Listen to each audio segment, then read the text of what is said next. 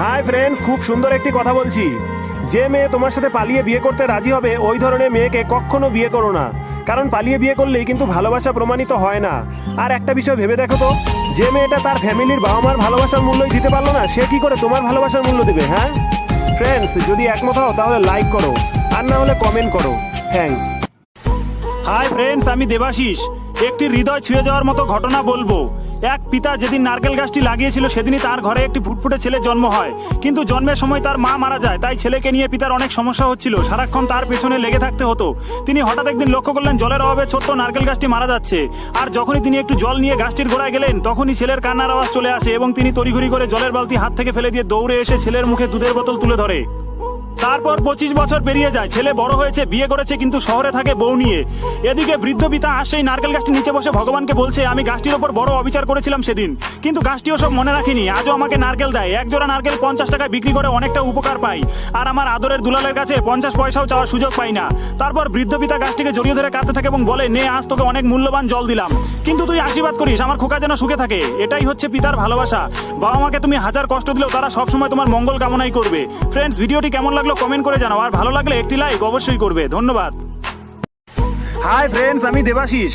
ছেলেদের জীবনের ইতিবৃত্ত পার্ট 1। সব মেয়েদের বলতে শুনি ছেলেদের জীবন কত সুন্দর, ইচ্ছে মতো ঘুরতে পারে, আড্ডা দিতে পারে, স্বাধীনভাবে যা ইচ্ছা তাই করতে পারে, কোনো বাধা নিষেধ নেই। আর মেয়েদের বেলাতেই যত নিয়ম কানুন। তবে শোনো মেয়েরা, স্বাধীনভাবে আড্ডা ঘুরোঘুরি এগুলো ছেলেদের জীবন নয়। ছেলেদের জীবন মানে অনেক সংগ্রাম আর ত্যাগ। ছেলেরা পরীক্ষার খাতায় ফেল করলে তাকে সংসারের হাল ধরতে হয়, আর মেয়েরা ফেল করলে সহজ সমাধান, তাদের বিয়ে দেওয়া হয়। মেয়েরা সুন্দরী হলেই তার জন্য রয়েছে প্রতিষ্ঠিত ডাক্তার, ইঞ্জিনিয়ার। আর ছেলেদের ক্ষেত্রে সৌন্দর্য হলো টাকা। টাকা থাকলে তার জন্য রয়েছে হাজারো ক্যাটরিনা কাইফ, আর টাকা না থাকলে পাড়ার টিনা মিনারাও ফিরে তাকায় না। মাথার ঘাম পায়ে ফেলে আমাদের টাকা রোজগার করতে হয়। ছেলেদের জীবন যে কতটা কষ্টের তা একমাত্র আমরা ছেলেরাই জানি। ফ্রেন্ডস, ভিডিওটি কেমন লাগলো কমেন্ট করে জানাও, আর ভালো লাগলে একটি লাইক অবশ্যই করো। এরপর আসবে পার্ট 2। আর হ্যাঁ, বিগতে আমি নতুন এবং সবসময় তোমাদের এরকম ভালো ভালো ভিডিও দেওয়ার চেষ্টা করব। যদি ভিডিওগুলো তোমাদের ভালো লাগে তবে আমার অ্যাকাউন্টটিকে ফলো করে রাখো। ধন্যবাদ। छोटा कपड़ा पहन के माँ बाप की इज्जत लुटाने वाले लड़की, सुन, तू कहता है तेरा बहुत फैन फॉलोअर है ना, ये सब झूठ है, सिर्फ तेरी जिस्म की तमाशा देखने वाले हैं। आने वाले बच्चों को क्या संस्कार दोगे? तुम्हारा बच्चा कहेगा मेरा मम्मी खुद ऐसा है, अभी भी वक्त है, सुधर जाओ। दोस्त, अगर मैंने कुछ गलत कहा तो मुझे माफ कर देना, और अगर आप मुझसे सहमत हैं तो इस वीडियो को ज्यादा से ज्यादा शेयर और लाइक कीजिए। धन्यवाद। हाय फ्रेंड्स, আমি দেবাশিস।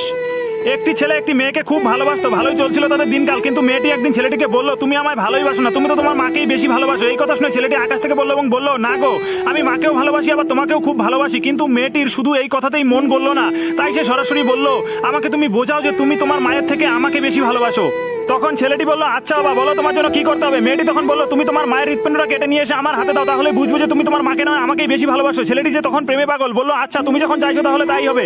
তাই ছেলেটি চললো তার বাড়িতে, আর ছুরি বসিয়ে দিল দিব্যি তার মায়ের বুকে। মারা গেল ছেলেটির মা। ছেলেটি তখন মায়ের হৃৎপিণ্ডটা খুবলে নিয়ে বেরিয়ে আসতে লাগলো, যাতে তার প্রেমিকাকে সে এবার বিয়ে করতে পারে। ঘর থেকে বেরিয়ে আসার সময় ছেলেটি দরজার চৌকাঠে হোঁচট খেলো, আর তার হাত থেকে মায়ের হৃৎপিণ্ডটা ছিটকে পড়ে গেল দূরে। ছেলেটি সামলে নিয়ে উঠতে উঠতে শুনতে পেল ওই হৃৎপিণ্ডটা বলছে, খোকা তোর লাগেনি তো? এই হলো মা। মাকে কেউ কোনোদিনও কষ্ট দেবেন না, কারণ মাকে হাজার কষ্ট দিলেও সে আপনার মঙ্গল কামনাই করবে, কিন্তু মাকে দেওয়া প্রতিটা কষ্টের হিসেবে আমাদের অবশ্যই চুকাতে হবে নরকে গিয়ে। ফ্রেন্ডস, ভিডিওটি কেমন লাগলো কমেন্ট করে জানাও, আর ভালো লাগলে একটি লাইক অবশ্যই করো। ধন্যবাদ। কলিযুগের কিছু বাস্তব সত্যি কথা। আগে মানুষ মানুষের বিপদে পাশে দাঁড়াতো, আর এখন সেলফি তোলার জন্য পাশে দাঁড়ায়। মোবাইল বিগড়ে গেলে বাচ্চা দায়ী, আর বাচ্চা বিগড়ে গেলে মোবাইল দায়ী। বদলে গেছে দুনিয়া, বদলে গেছে এই জামানা।